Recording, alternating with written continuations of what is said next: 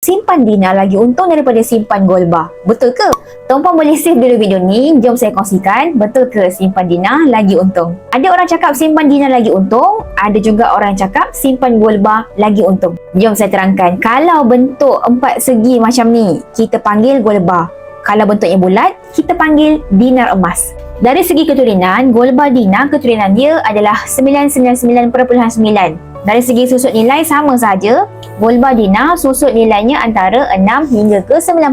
Sangat rendah berbanding dengan barang kemas yang mana susut nilainya sekitar 25 hingga ke 40%. Sebab itulah barang kemas tak sesuai untuk dijadikan sebagai pelaburan. Jadi kalau nak untung dalam pelaburan emas, pilihlah Goldbar ataupun Dina yang berketurunan 999.9. Macam mana nak simpan emas dekat Public Gold ni? Mudah saja. Tuan-puan hanya perlu klik link bio, tekan daftar percuma. Lepas dah daftar akaun, kita boleh mulakan simpanan emas serendah RM100 ataupun 1 gram dalam akaun emas Gap Gold Accumulation Program. Kalau tak nak menambung emas dalam akaun emas Gap, boleh saja beli Goldbar atau Dina secara full payment. Kesimpulannya, jadi dengan akaun emas Gap ni, semua orang mampu untuk memiliki aset yang mahal seperti emas ni dengan RM100 saja. Jadi bagi tuan-puan yang nak mulakan simpanan emas hari ini, boleh saja klik link bio. Saya akan bantu tuan-puan sebaiknya, insya-Allah.